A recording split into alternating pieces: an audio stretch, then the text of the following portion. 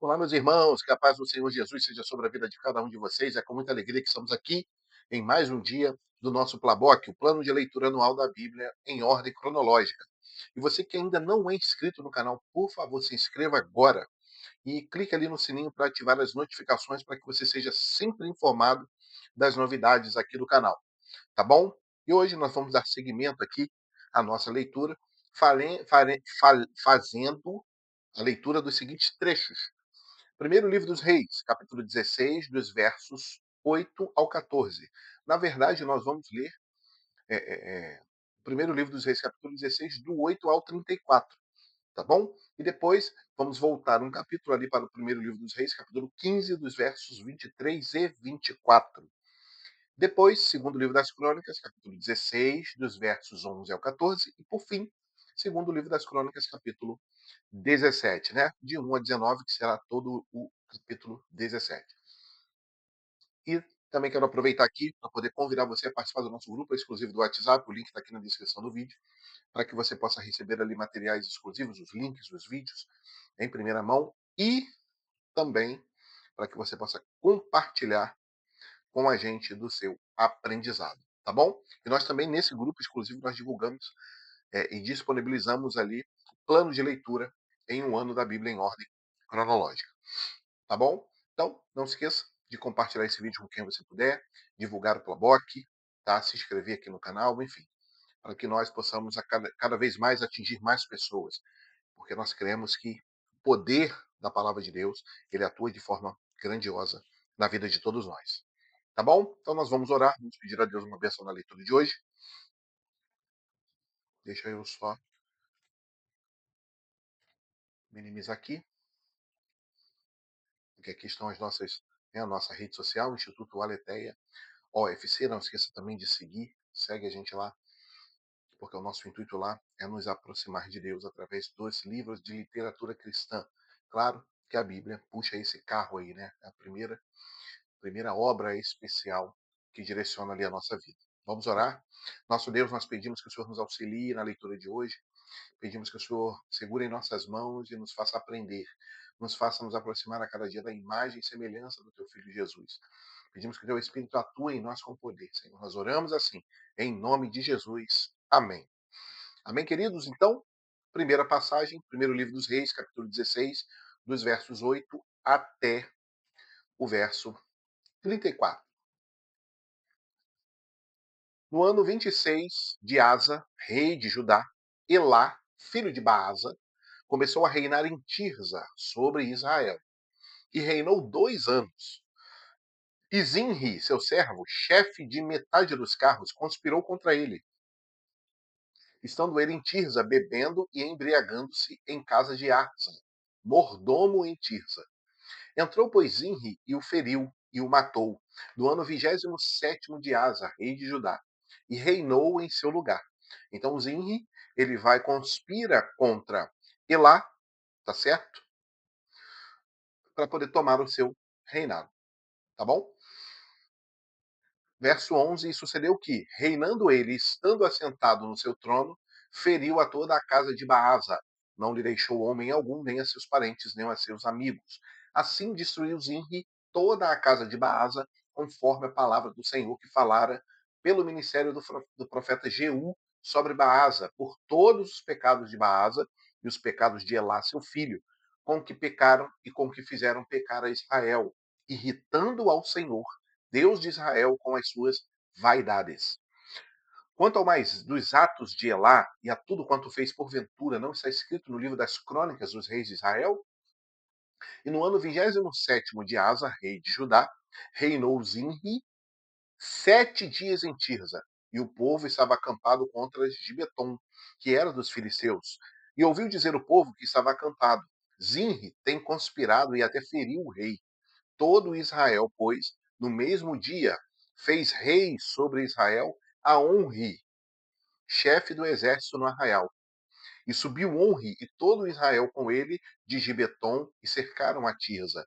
E sucedeu que Zinri, vendo que a cidade era tomada, se foi ao passo da casa do rei e queimou sobre si a casa do rei e morreu. por causa dos seus pecados que cometera, fazendo o que era mal aos olhos do Senhor, andando no caminho de Jeroboão e no pecado que fizera, fazendo pecar a Israel. Quanto mais dos atos de Zinri e a conspiração que fez, porventura não está escrito no livro das crônicas dos reis de Israel? Então o povo de Israel se dividiu em dois partidos. Metade do povo seguia Tibni, filho de Ginate, para o fazer rei, e a outra metade seguia a Onri. Mas o povo que seguia a Onri foi mais forte do que o povo que seguia a Tibni, filho de Ginate, e Tibni morreu, e Onri reinou. No ano 31, tá? No ano 31 de Asa, rei de Judá, Onri começou a reinar sobre Israel, e reinou 12 anos. E em Tirza reinou 6 anos. E de Semer comprou o monte de Samaria por 2 talentos de prata, e edificou no monte, e chamou o nome da cidade que edificou do nome de Semer, Senhor do monte de Samaria. E fez Onri o que era mal aos olhos do Senhor, e fez pior do que todos quantos foram antes dele.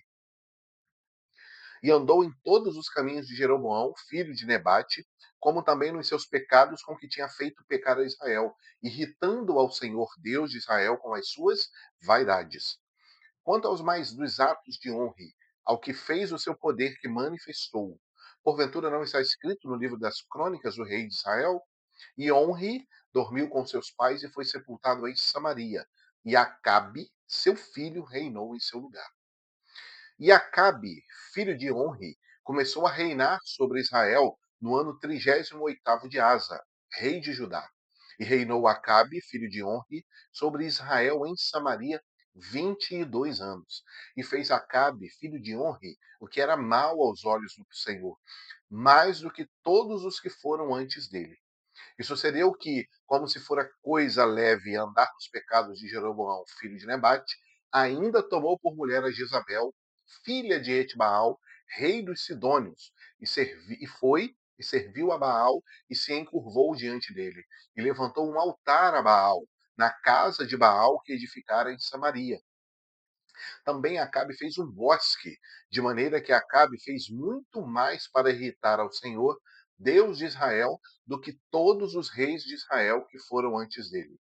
Em seus dias, Riel, o Betelita, edificou a Jericó.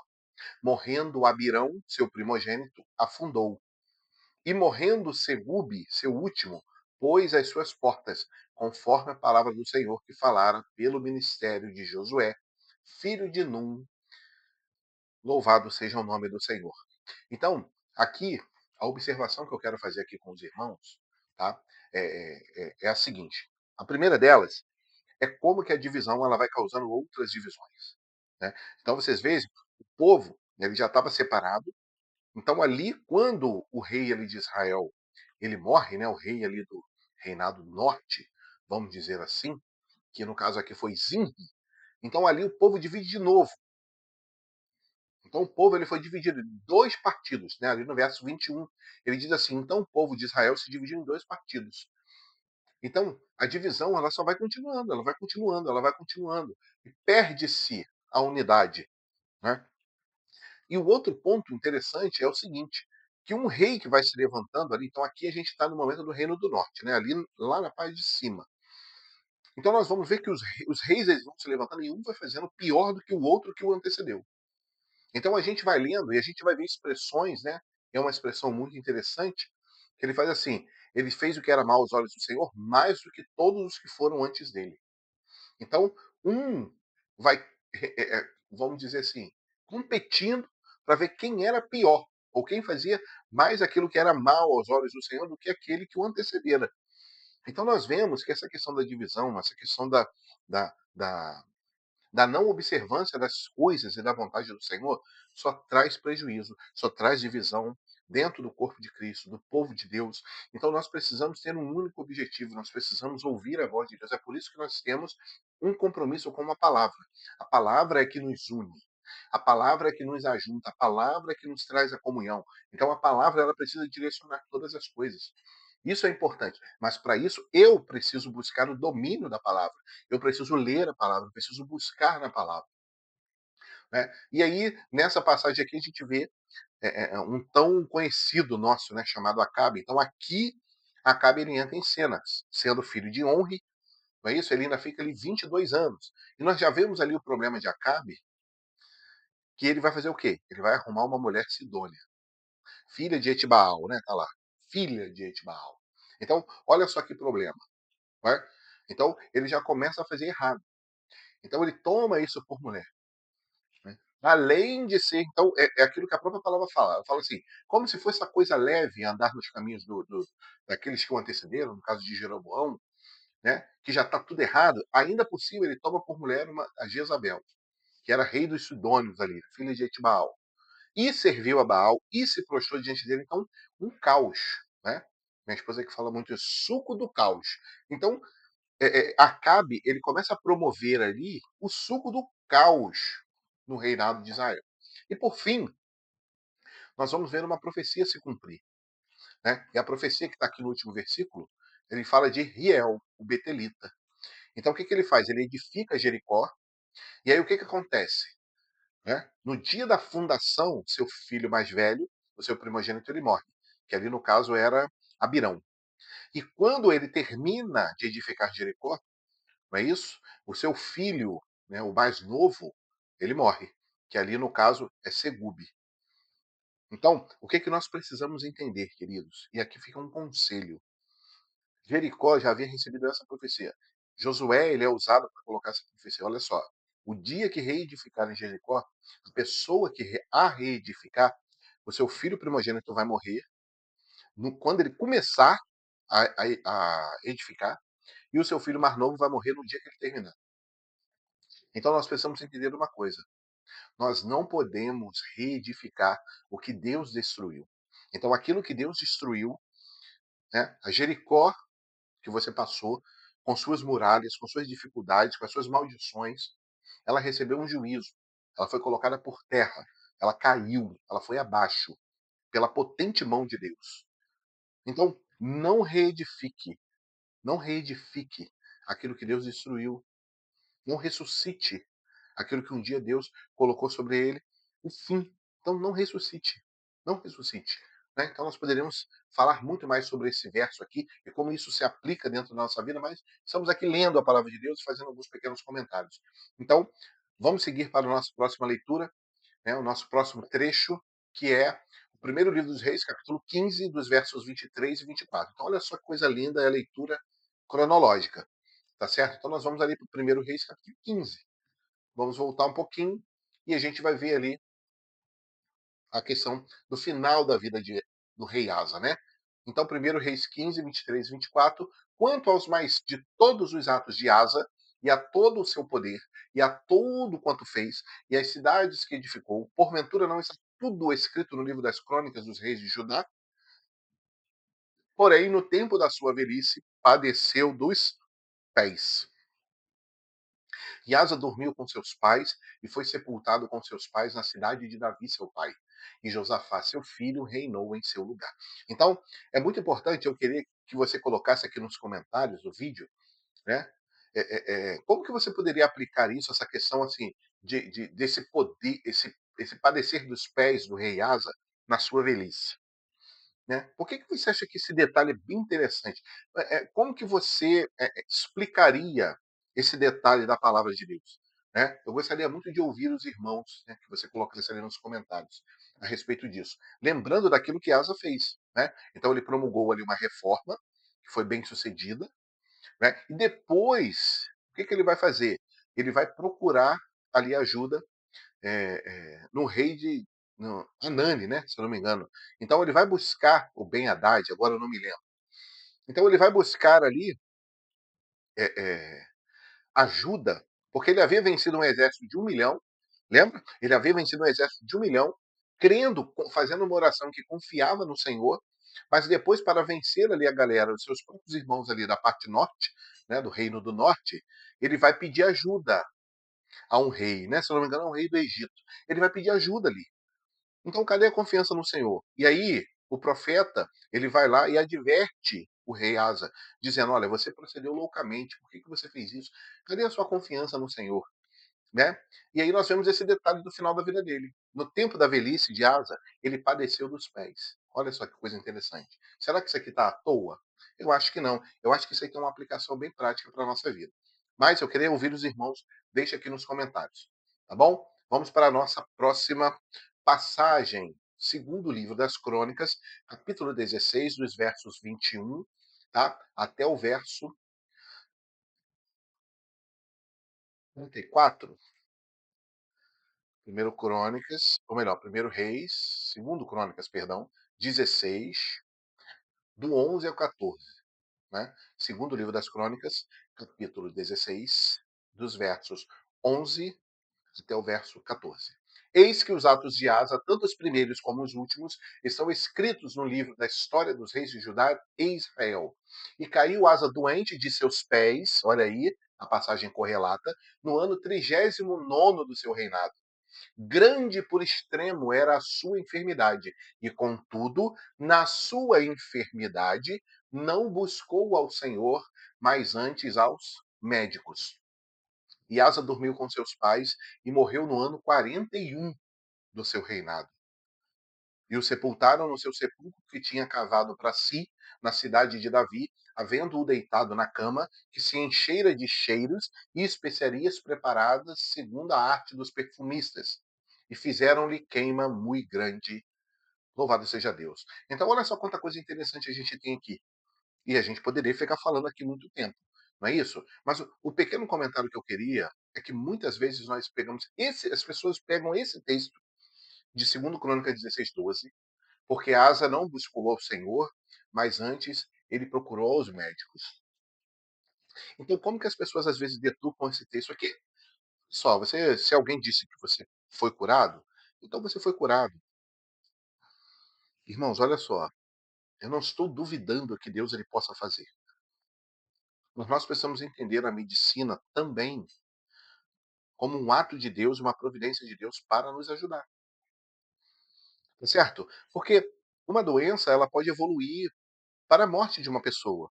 Mas se ela for interrompida, independente do motivo, até mesmo por um remédio, nós sim, e eu creio nisso, nós podemos colocar isso como um milagre de Deus. Não é isso? Então, mesmo que seja por ação de um remédio, por ação de uma intervenção cirúrgica, por ação do que for. Então, se essa doença ela for interrompida, houve o milagre do Senhor ali. É claro, Deus ele pode curar sem remédios, ele pode, né? Basta uma palavra do Senhor. E tudo foi formado. Por que não uma simples doença não seria ali erradicada da nossa vida? Então, nós precisamos ter muito cuidado com isso. Então, as pessoas, muitas, já conheci pessoas, histórias de pessoas que foram e receberam, ó, você está curada. E a pessoa simplesmente abandonou o tratamento da doença. A pessoa simplesmente ignorou os médicos. E o resultado não foi dos melhores, irmãos. Não foi dos melhores. Então nós precisamos ter sabedoria, nós precisamos ter cuidado com isso. Né? Precisamos estar atentos a isso. É que nós dissemos sempre a palavra do Senhor. Precisamos conhecer a palavra do Senhor. Tá? Então Asa ele cai doente, né? A sua doença era muito grave, a sua enfermidade nos pés, tá? E aí, o outro ponto interessante para a gente fechar esse trecho aqui é o seguinte: Asa dormiu com seus pais e morreu no ano 41 do seu reinado. Então, Asa reinou 41 anos. E no final da sua vida, não é isso que o texto coloca aqui, grande por extrema era a sua enfermidade, mas na sua enfermidade ele não buscou ao Senhor. Ele não buscou ao Senhor. A confiança dele se perdeu no meio do caminho. Então, meu irmão, minha irmã, confie no Senhor. Não deixe que a sua confiança em Deus, que a sua fé, ela possa se esvair durante o caminho. Não permita isso. Continue crendo. Lembre-se de que Deus ele tem algo melhor para nós. Né? Há uma vida eterna para nós.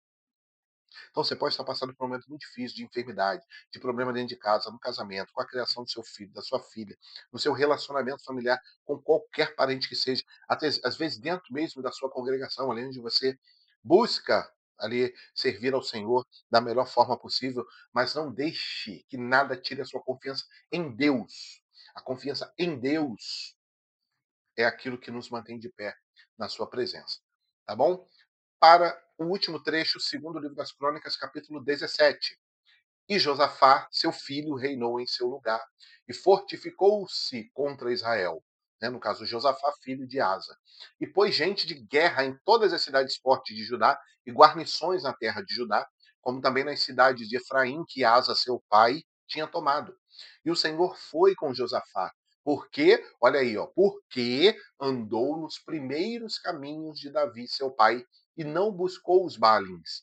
Antes, buscou ao Deus de seu pai e andou nos seus mandamentos e não segundo as obras de Israel. Então, não adianta só buscar a Deus. Eu preciso andar nos seus mandamentos. Não adianta eu só ler a palavra. Eu preciso viver a palavra. Eu preciso praticar a palavra. Não basta eu tão somente meditar nas escrituras, ler a Bíblia, postar versículos. Eu preciso viver isso na minha vida diariamente. A minha esposa precisa ver isso. O seu esposo, minha irmã, os seus filhos, seus vizinhos, os nossos familiares, todos precisam ver isso em nós. É o nosso testemunho. Testemunho não é estar dentro do templo da sua denominação. Testemunho não é ficar apenas entregando convite, né, de evangelização para o culto, para o evento A, para o evento B da sua igreja. Não é isso? Mas testemunho é uma vida que reflete o caráter de Jesus Cristo com a sua esposa, com os seus filhos, com os seus vizinhos, é no dia a dia com seus colegas de trabalho, na condução, né, dirigindo, no trânsito, né, quando você está passeando, quando você está comprando alguma coisa, está no supermercado. Então é nesse momento e em tantos outros que você mostra o seu testemunho por Jesus. Foto de terno não é testemunho. Foto lendo Bíblia não é testemunho. Isso é importante? Sim, queridos, eu não estou desmerecendo isso. É que a nossa prática diária de vida precisa condizer com aquilo que eu aparento ser. É simplesmente isso. Aquilo que eu falo, aquilo que eu prego, é aquilo que eu vivo, é isso mesmo. Tudo bem. É isso que o Senhor quer. Então não adianta. Josafá buscou a Deus e andou nos seus mandamentos. Só buscar não resolve. Tem que andar nos mandamentos. Verso 5: E o Senhor confirmou o reino nas suas mãos, e todo o Judá deu presentes a Josafá, e teve riquezas e glória em abundância. E exaltou-se o seu coração em seguir os caminhos do Senhor, e ainda tirou os altos e os bosques de Judá. Então, olha só o motivo da nossa exaltação. Entre aspas, tá? Claro que essa exaltação aqui não é dele se vangloriar, né? Mas o seu coração se engrandeceu, o seu coração ficou alegre, o seu coração se exultou. Por quê? Porque ele estava seguindo ao Senhor, ele estava servindo. Essa era a maior alegria. Então, em que está a exaltação do seu coração? Será que são nos nossos bens? Será que é naquilo que eu conquistei? Não é isso? Será que é naquilo que eu tenho hoje, que eu possuo, aquilo que eu faço? Né? Então, será? Então, nós precisamos entender isso.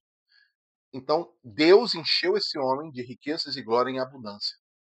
Verso 7: E no terceiro ano do seu reinado, enviou ele os seus príncipes a Ben-Rail, e a Obadias, e a Zacarias, e a Natanael, e a Micaías, para quê? Para ensinarem nas cidades de Judá. Ah, meus irmãos, como a gente precisa de pessoas que ensinem a sã doutrina. Não é a doutrina da denominação A, da denominação B, da sua denominação. Não, é ensinar a palavra. E com eles os levitas, Semaías e Netanias e Zebadias, e Azael e Semiramote, e Jonatas e Adonias, e Tobias, e Tobi Adonias, e com eles os sacerdotes Elisama e Georão. E ensinaram em Judá, e tinham consigo o livro da lei do Senhor, e rodearam todas as cidades de Judá, e ensinaram entre o povo. Aí o que, que acontece? Olha só que coisa linda. Olha o que, que acontece quando a gente coloca a palavra de Deus. Não é a invenção do homem, não. Não é a invenção emocional do homem. Vocês lembram daquilo que eu falei? Então hoje a gente ouve muito, Deus me disse, mas a gente esquece do que está escrito. Então nós precisamos voltar ao que está escrito. Todos os dias precisamos voltar ao que está escrito, para que a gente pare de ficar sendo guiados, não é isso? Por revelações da cabeça das pessoas, por por falsas profecias, né, por revelação de documento, de CPF, de RG, de placa de carro. Então nós precisamos acordar, irmãos, para isso. Precisamos. Então, o que acontece quando a palavra é ensinada? Olha só que coisa linda. Linda é o verso 10. Então, o verso 9 diz que a palavra foi ensinada. E no verso 10, e veio o temor do Senhor sobre todos os reinos da terra que estavam em roda de Judá, e não guerrearam contra Josafá. Pronto. O temor do Senhor, ele vem. Então, à medida que a palavra ela é ensinada, à medida que você e eu buscamos conhecer mais profundamente a palavra, meus irmãos, o temor do Senhor vem. Ele vem em primeiro lugar sobre nós. O princípio da sabedoria vem sobre nós. Não é isso? E o medo, o pavor, ele vem sobre os reinos vizinhos. Vocês lembram do testemunho de Raabe, né? Quando ela recebe os espias, ela diz assim: olha só, o coração do povo está derretido, porque eles têm tomado conhecimento daquilo que Deus tem feito para você, para o povo de vocês, como tirou vocês lá do Egito com as pragas, como foi ferido ali Faraó e o seu reino. Então, o coração do povo ali de Jericó estava em pânico.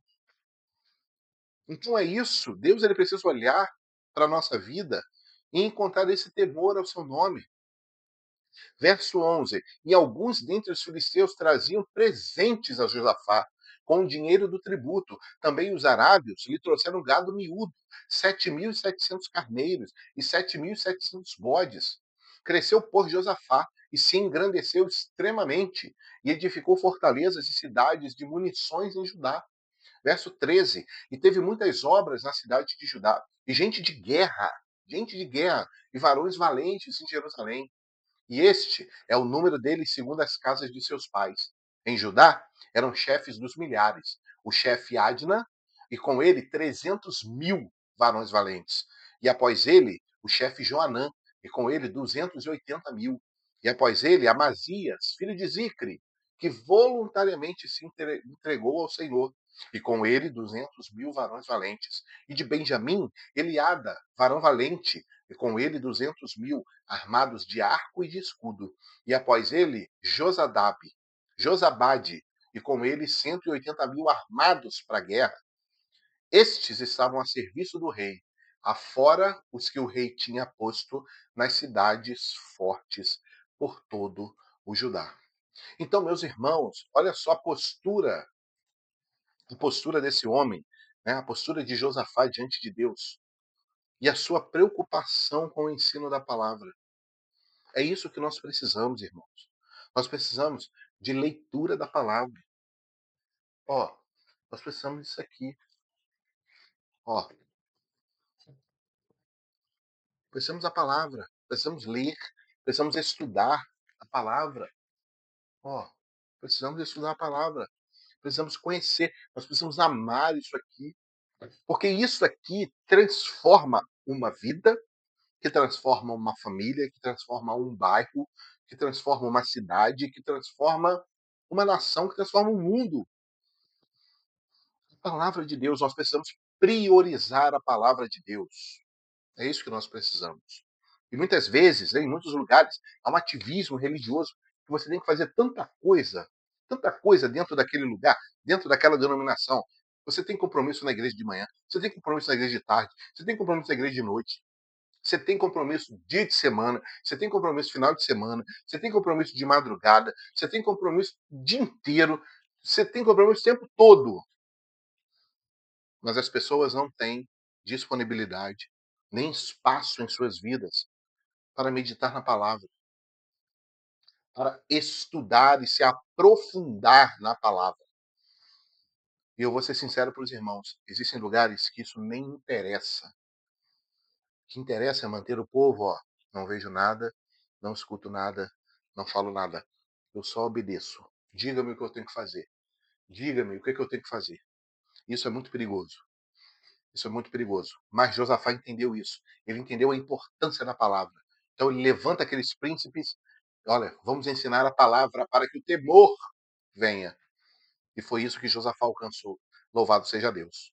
Amém, queridos? Vamos orar a Deus, agradecer ao Senhor pela bênção que Ele nos concedeu na leitura de hoje. Senhor, muito obrigado por tudo que o Senhor tem feito, pelo teu cuidado, pelo teu amor, pelo teu ensino, pela tua misericórdia. Te glorificamos porque até que o Senhor tem segurado em nossas mãos e nos mantido de pé. Nós assim oramos, gratos ao Senhor pelo privilégio desse projeto que tem a cada dia avançado. Em nome de Jesus. Amém. Amém, meus irmãos? Se você ainda não é inscrito, por favor, se inscreva no canal, clica no sininho, ative as notificações. Entre para o nosso grupo exclusivo, que o link está aqui no na descrição do vídeo, para que você possa receber ali o link dos vídeos e ali materiais exclusivos, tá bom? Não esqueça de compartilhar o Proboc, para que ele possa alcançar cada vez mais pessoas. Não esqueça de deixar o comentário aqui no vídeo, de dar o seu joinha também no vídeo, porque é importante para que o nosso canal ele possa crescer e a mensagem do Proboc, o amor à palavra, o amor às escrituras, possa alcançar mais e mais pessoas. Que Deus ele abençoe cada um dos irmãos. Até o nosso próximo vídeo do Proboc. Fiquem na paz de Jesus.